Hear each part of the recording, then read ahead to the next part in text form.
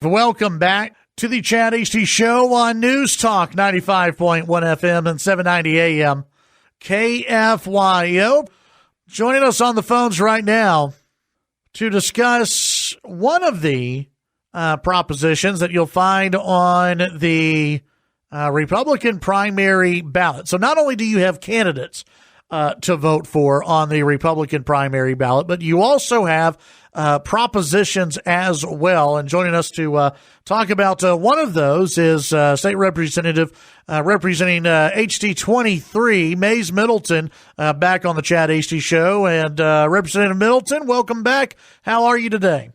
Good. I appreciate y'all having me on, Chad. Absolutely. Glad to visit with you. And I know you wanted to talk about Proposition 3 that Republicans will find on their ballot when they're scrolling through and casting those ballots. Talk about it a little bit. So there are 10 propositions at the end of your ballot, and Proposition 3 is the ban on taxpayer-funded lobbying. So I'm advocating that people vote yes on that, and this is truly the opportunity for Republican primary voters to have their voices heard and for taxpayers to have their voices heard, to send a message to our state legislature that they want taxpayer-funded lobbying banned. Yeah. Now this is basically this doesn't force you to do anything. It doesn't it doesn't automatically outlaw taxpayer-funded lobbying, but this is really meant to show not only the lawmakers down in Austin, but I'm really amazed. I think everybody just how much support there is behind this, and polls that have been done before show that there is a lot of support behind this, right? There is, and it also is an opportunity to back up your state legislators. So your entire Lubbock delegation supported the ban on taxpayer-funded lobbying this session. Representative Frullo, Representative Springer, Representative Burrows, Senator Perry, they all were on the side of the taxpayers because they all know that Austin lobbyists are doing a terrible job in Austin hurting the taxpayers. So in other words, what's happening is that our property tax money is being diverted to the pockets of Austin lobbyists, which is money that's not spent on roads, it's not spent on teachers, police, or fire. And sadly, those lobbyists are fighting against the taxpayers and fighting to kill property tax limits. And even worse than that, they're fighting to raise your taxes with your own money, and they're spending $41 million a year to do it. Go back to the last session, if you will. What are some of the examples of how money was used against taxpayers? That taxpayers most of which probably had no idea that they're actually funding lobbyists down in Austin. How was that money used against taxpayers? So literally the worst example is property tax limits. For 40 years, we've really never been able to meaningfully address property tax limits. And finally this session, Senate Bill 2, Representative Burrows and Senator Betancourt's property tax limits bill. It was a landmark reform. Well, the biggest opponents to that bill were the taxpayer-funded lobbyists. So we got a front row seat of seeing how our own tax money is being spent to hurt the taxpayers. And it's revolting, frankly.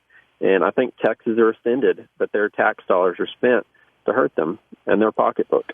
Mason, to me, this is an easy one to vote for because it makes sense. It's something that I know Republicans have been talking about for a long time. What's the hurdle down in Austin? Is it Democrats? Is it Republicans? What's the big hurdle on getting this actually passed into law?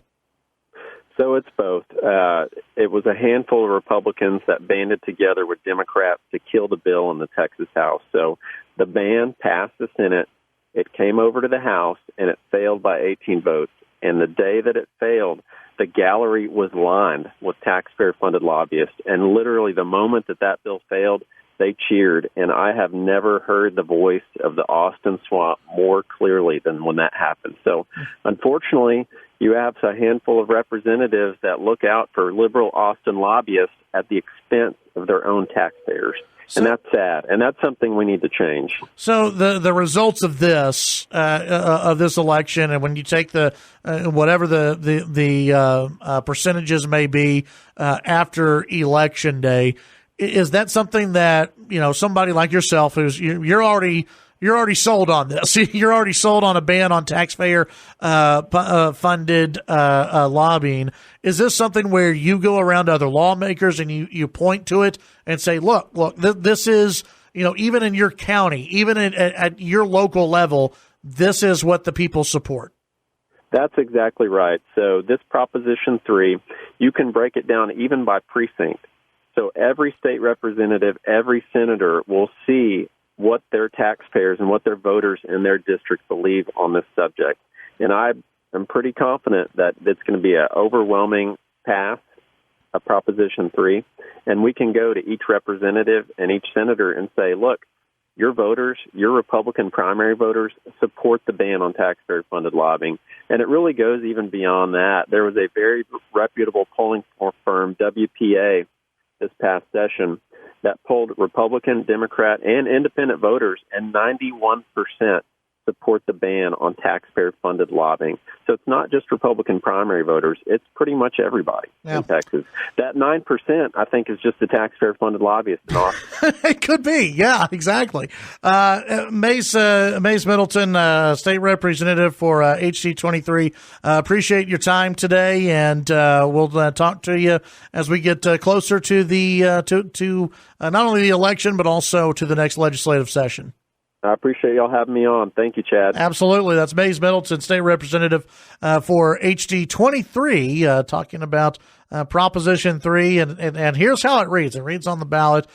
Texas should ban the practice of taxpayer-funded lobbying, which allows your tax dollars to be spent on lobbyists who work against the taxpayer. That's Jody, that's pretty cut and dry language right there, right? Self-explanatory, yeah.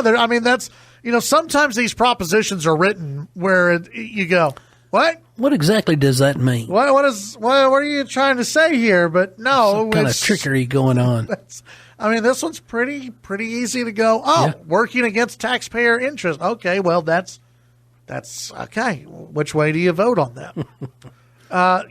There are some folks, some Republicans who they take issue with it. I don't know why. The argument that has been used in the past, if I remember back to this legislative session, is if we're not able to have lobbyists, right, like a city or school district, et cetera, if we're not able to have a lobbyist, then we won't be represented in Austin.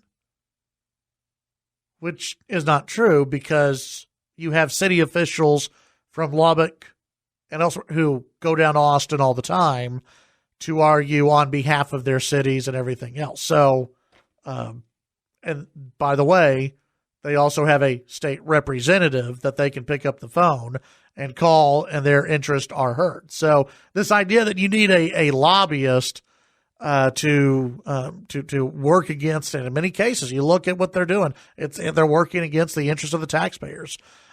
Makes absolutely no sense at all. But they get away with it because most people have no clue that this is what's going on. Most people have no idea that City of Lubbock has or has had in the past lobbyists who will go and argue for things that are not taxpayer friendly. They have no clue. They have no idea at all. That's how it works. So I'm all for Prop 3, obviously, and we'll see what happens with it. I think it will pass overwhelmingly.